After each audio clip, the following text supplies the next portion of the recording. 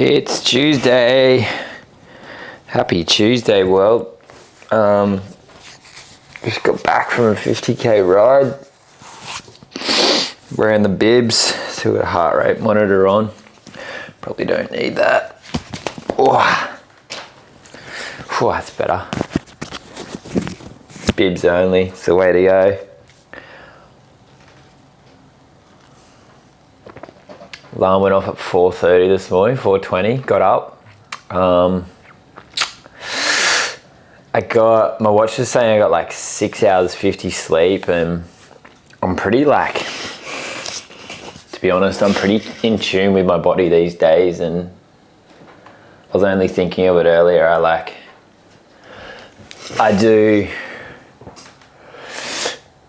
know when I'm slackening off and when my body needs more rest, and I ended up going back to sleep for another hour. So I got up at 6.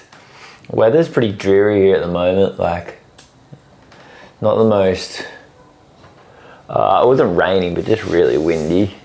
But what I'm trying to do is just stick to the plan and do what I was going to do regardless. So this morning it was 50k ride.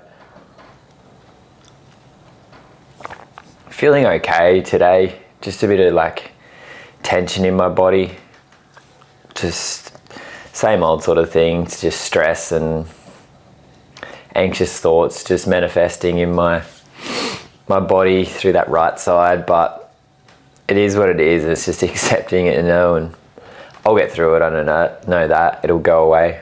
I just got to keep leaning in, doing all the things necessary, just taking action. I think is the big one.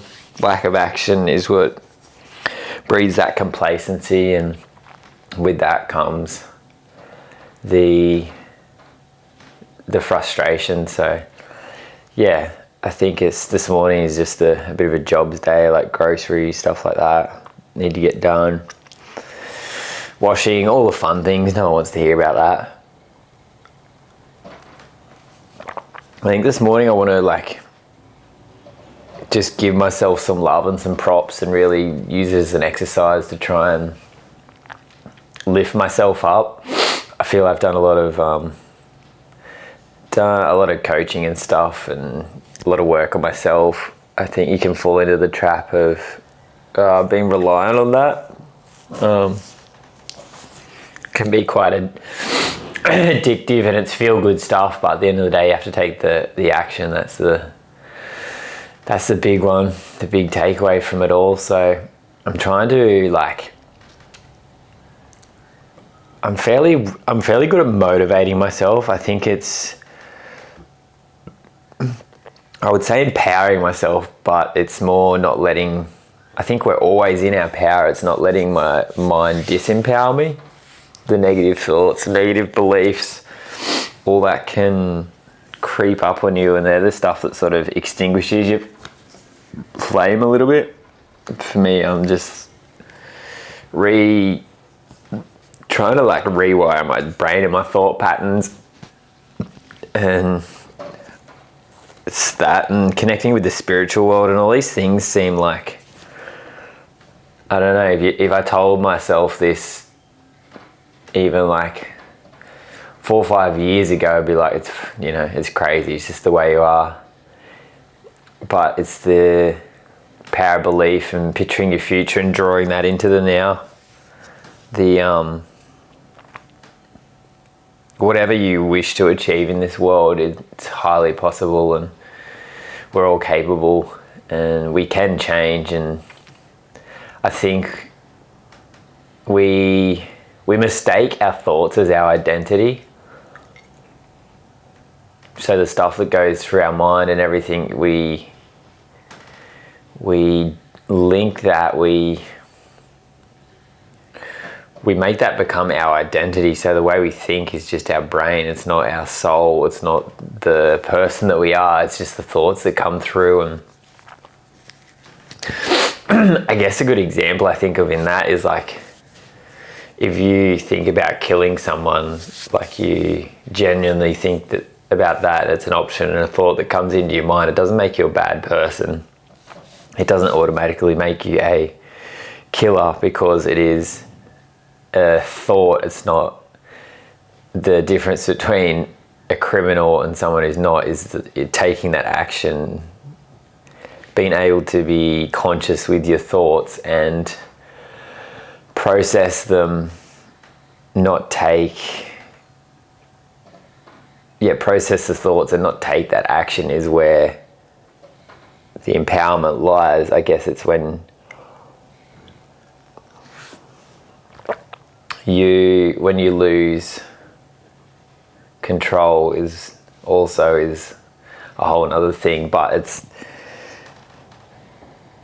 if you believe you can achieve something, or the way that you frame yourself and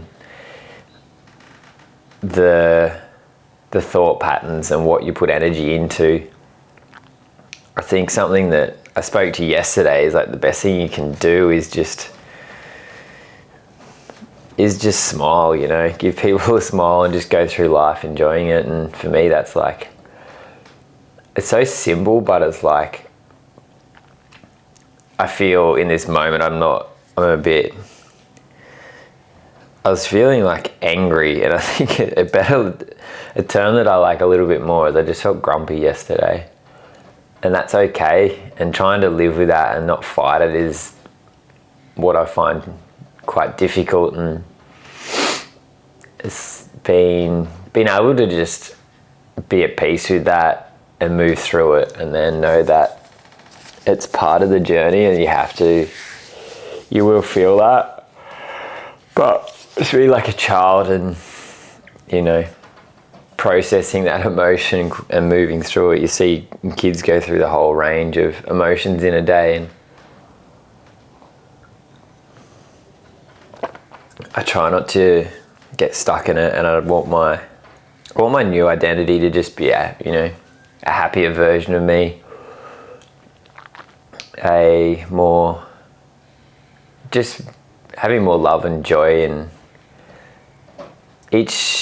I'm not perfect, and I never will be, but it's each day I'm getting closer to being that person that just genuinely just loves life, you know, and just being grateful for all the beautiful opportunities that I do get in my life. And it's pretty unique, my position and my financial situation, and how can I use those as gifts to the world in order to help others, and to use my skills and knowledge and resources to make the world a better place, you know.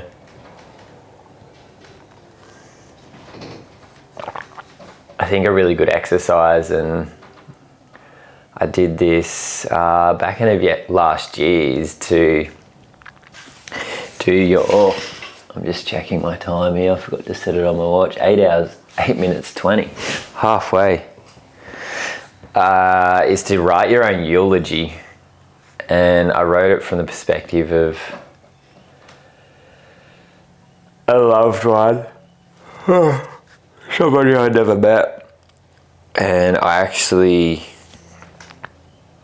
read mine out on a Zoom call with the men's community that I'm involved in, and it was big. Reading, it's like you get into this meditative state, and there's a process to doing it, and then to read your own eulogy out is it's pretty powerful. It's pretty triggering. It really puts stuff into perspective, I think, and it's like something. It's good to come back to that, because you lose sight of it. And for me, it's like, how do I want to be remembered? You know, how do I want to show up for myself? How do I want to show up for the people in my world?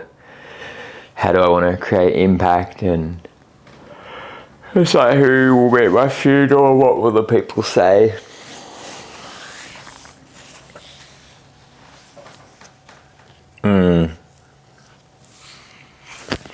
It's pretty emotional, but it really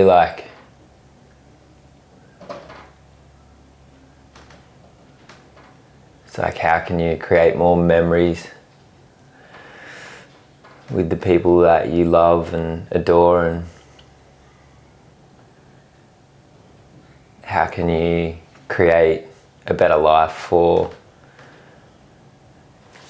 people in the world, and there's so many people struggling out there, and life's challenging, but doesn't have to be a struggle. I've been really deep in the struggle for a lot of my, a large percentage of my life, been in that place of life's so difficult, and I don't think it has to be that, regardless of the challenges that you're facing, you don't have to be caught in the struggle either. It's the power of the mind and how we interpret our world, I guess, is what determines it. How we interpret the challenges, the emotions. I believe the true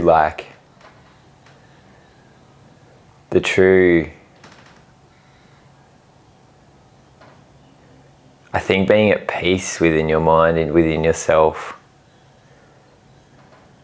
is something that is a battle of the 21st century. What we are challenged with is not the physical challenges that our ancestors had through the development of technology. Our lives are a lot less physically demanding, but with that comes I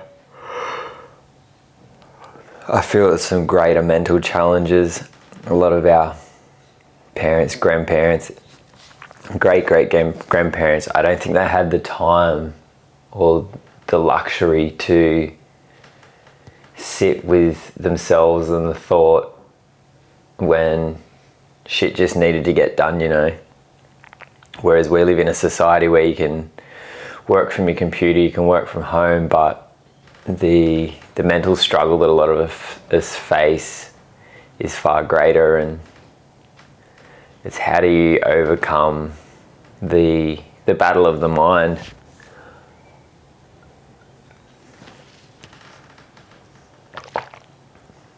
How do you create a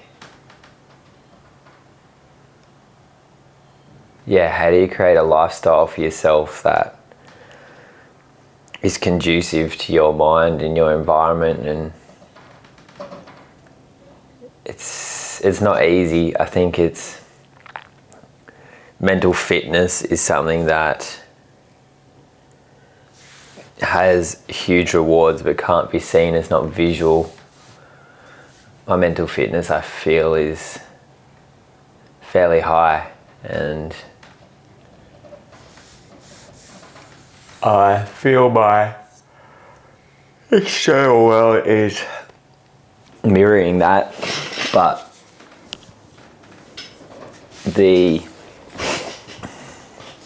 my physical body is something that can be seen. Like, you can see the results and people will acknowledge that, but no one will really.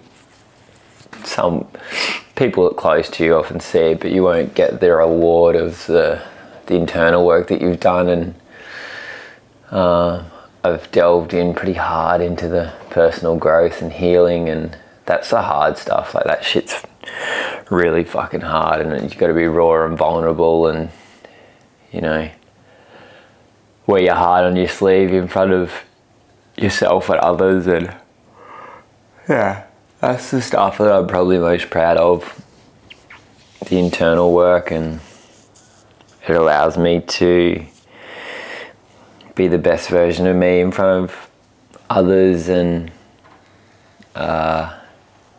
just the world and the people who I love in my life. And